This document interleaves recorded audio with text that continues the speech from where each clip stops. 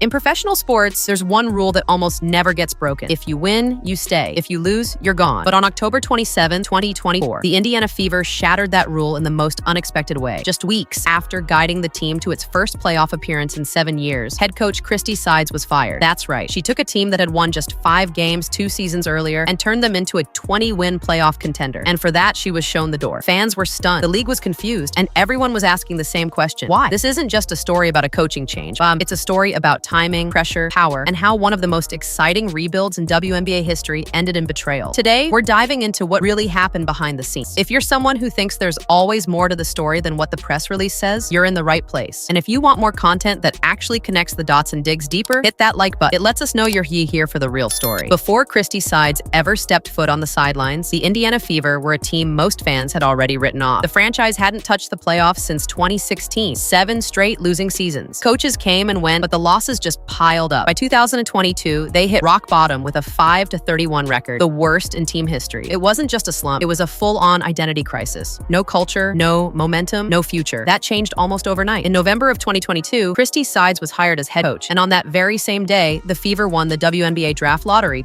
securing the #1 pick and a shot at rebuilding around Aaliyah Boston. The timing couldn't have been more perfect. Sides immediately got to work reshaping the locker room and changing the tone of the organization. In her first season, wins jumped from 5 to 13, not championship level, but progress. Then, in 2024, everything accelerated. With the addition of Caitlin Clark, the most hyped rookie in women's basketball history, the Fever became must-watch TV. They finished 2020, made the playoffs for the first time in 7 years, and Sides was named WNBA Coach of the Month. The turnaround wasn't hypothetical. It was real, measurable, and happening fast. On paper, she had done exactly what she was brought in to do, but that's where the story takes a sharp left turn. By the end of the 2024 season, it seemed like Christy Sides had secured her place in the Fever's long-term plans. She had taken a broken franchise, rebuilt its culture, and returned it to the playoffs, all in just 2 seasons. So when news broke on October 27th that the team was parting ways with her, the reaction was swift and universal, complete shock. This wasn't the kind of firing that follows a collapse or a scandal. This was a coach getting dismissed right after delivering the team's most successful season in nearly a decade. The timing made it feel like something deeper was going on, and it was. Just weeks earlier, the franchise had quietly undergone a front office shakeup. Longtime decision makers were out. In came Kelly Krauskopf and Amber Cox, 2 experienced executives brought in to redefine the Fever's trajectory. And here's where it gets real. In professional sports, when a new regime steps in, they almost always want to install their own people. Christy Sides wasn't their hire, and no matter her success, she didn't fit into their vision. Her firing was less about what had happened and more about what the team now expected. The Fever weren't just aiming for progress anymore. They were gunning for a championship fast. 5 days after Sides was let go, Stephanie White was introduced as the new head coach. That kind of turnaround isn't a coincidence. It was a coordinated move, months in the making. Sides didn't lose her job because she failed. She lost it because the definition of success had changed without warning. Behind Christy Sides' dismissal wasn't just a front office shakeup. It was a dramatic power shift fueled by one name, Caitlin Clark. When Clark entered the WNBA in 2024, she didn't just join the Indiana Fever, she transformed them overnight into a national spectacle. Suddenly, a team that had been largely ignored for years was now front and center on every sports show, selling out arenas, driving record-breaking TV ratings, and moving merchandise like no one before her. And with that kind of cultural and financial weight comes influence. A lot of it. Some fans and insiders began floating a controversial theory that Clark, intentionally or not, had become the franchise's kingmaker. According to this Clark effect narrative, no decision, including who coached the team, could be made without considering how it aligned with the long-term development of the league's brightest star. Fueling the theory were viral clips and heated sideline moments that seemed to suggest a lack of chemistry between Sides and Clark. Whether those interactions were exaggerated or not, the perception alone may have been enough, because in the high-stakes world of professional sports, perception often is reality. The organization, now under new leadership, made a clear choice. It wasn't enough to have a good coach. They needed the perfect fit for their new face of the franchise. Sides might have been the architect of the rebuild, but Clark was now the cornerstone of the future. And in the ruthless calculus of modern sports business, only one of them was deemed irreplaceable. When the news of Christy Sides' firing broke, it didn't just shock the WNBA community, it split the Indiana Fever fanbase right down the middle. What followed was a digital civil war that played out across Reddit threads, X posts, podcasts, and group chats. On one side were the loyalists who saw Sides as a scapegoat, a first-time head coach who had taken a franchise from rock bottom to the playoffs in just 2 seasons. They argued that no one else could have weathered the storm of managing a roster in transition and navigating the media frenzy surrounding Caitlin Clark. To them, firing Sides wasn't just unfair, it was short-sighted. But on the other side were the critics who believed her dismissal was long overdue. This camp zeroed in on her in-game decision-making, from questionable substitutions to missed opportunities in crunch time. They argued that the team's 500 reported record was more a reflection of Clark and Aaliyah Boston's raw talent than Sides' strategic mind. For every fan praising Sides for turning the ship around, another was pointing to her lack of polish under pressure. The truth is, both sides had merit, and that's what made the debate so heated. It wasn't just about X's and O's. It was about how we define success and how fast we expect it to arrive. At the center of it all was a coach who had done the hard work of rebuilding, only to be judged by standards that had shifted overnight. As speculation around Christy Sides' firing intensified, a bold theory began to gain traction online, one that reframed the entire situation through a single, powerful lens: the Kingmaker Theory. At its core, this theory argues that Caitlin Clark, through no fault of her own, had become the most influential figure in the Indiana Fever organization, more powerful than any coach, and perhaps even the front office itself. The logic was simple but compelling. Clark wasn't just a top draft pick. She was a generational phenomenon. Her arrival had instantly turned Indiana into the epicenter of women's basketball, igniting national attention, record ticket sales, and a financial boom the team had never experienced. In that kind of environment, everything from rotations to media strategy had to be optimized around her. So when rumors swirled of tension between Sides and Clark, fans started asking hard questions. Were those disengaged timeouts and frosty glances signs of something deeper? Was the coach's fate sealed the moment the franchise realized Clark didn't fully buy in? Publicly, Clark dismissed the idea, joking, "I'm not the general manager." But the theory wasn't about official titles. It was about leverage. In a league where marketability and momentum matter as much as wins, the Kingmaker Theory posits that Clark's presence reshaped the balance of power within the organization. And in that new reality, any coach without her full endorsement, no matter how effective, was living on borrowed time. When Christy Sides finally broke her silence after the stunning announcement of her firing, she didn't issue a press conference or grant an exclusive interview. She didn't go on a podcast to air grievances or defend her record. Instead, she delivered her response with quiet precision. Just 7 words posted to her X, formerly Twitter, account: "Leave it better than you found it." On the surface, it read like a graceful, almost stoic farewell, a nod to coaching philosophy, to professionalism, to legacy. But for those paying closer attention, it was something much deeper. It was a layered message, a subtle but powerful reclamation of the narrative. In those 7 words, Sides was reminding everyone of the team she inherited, a 5-win shell of a franchise stuck in a 7-year playoff drought, and she was drawing a straight line to the team she left behind, battle-tested, relevant, and back in the postseason. It was, in essence, her final word, one that echoed louder than any press release, a dignified mic drop that both defended her contributions and challenged the decision-makers who let her go. Some read it as a message to the fans, others saw it as a quiet jab at the front office, a few even interpreted it as a warning to her successor. But no matter how you read it, one thing is undeniable. Christy Sides may have lost her job, but in that moment, she reclaimed her story. After months of silence and speculation, Christy Sides re-emerged, not in a dramatic return to the WNBA, but in a quieter, more deliberate move. In June 2025, it was announced that she had accepted a position as an assistant coach with the Canadian senior women's national basketball team. It wasn't a headline-grabbing role, but it was far from a demotion. This new chapter placed her on the international stage, working with one of the most respected programs in global women's basketball. It was a clear signal that her coaching acumen had not been forgotten or dismissed. Despite the messy and highly public exit from Indiana, Sides had maintained her reputation within the sport. Her experience leading a franchise through turbulence and media chaos had become an asset, not a liability. In many ways, the Canadian role offered her a reset, a chance to step out of the non-stop glare of the WNBA spotlight and back into the work itself. Away from the headlines and social media hot takes, Christy Sides found her footing again. Not in revenge, but in resilience. She may have been pushed out of Indiana, but she wasn't pushed out of basketball. And if anything, her return proves what many suspected all along. She still has plenty left to give to the game. In the end, Christy Sides' story is a sharp reminder of just how unforgiving professional sports can be, especially when success arrives faster than expected. She wasn't fired for losing. She was fired for not winning enough, fast enough, in an environment that had suddenly shifted from patient rebuild to championship or bust. That shift didn't happen in a vacuum. It was fueled by the arrival of Caitlin Clark, a generational star whose presence transformed the Fever into a national spectacle overnight. The franchise went from forgotten to front page, and with that came a new set of expectations, optics, and pressures. In that kind of high-stakes atmosphere, the margin for perceived error disappears. Sides built a foundation, but when the spotlight got hotter, the organization chose to chase bigger dreams with a different architect. Whether that gamble pays off remains to be seen, but her exit reveals a truth fans often overlook. In today's sports landscape, winning isn't always enough. Timing, narrative, and perception matter just as much. Christy Sides won more than games. She won back relevance for a franchise lost in the dark. But in doing so too soon, she may have written herself out of the future she helped create.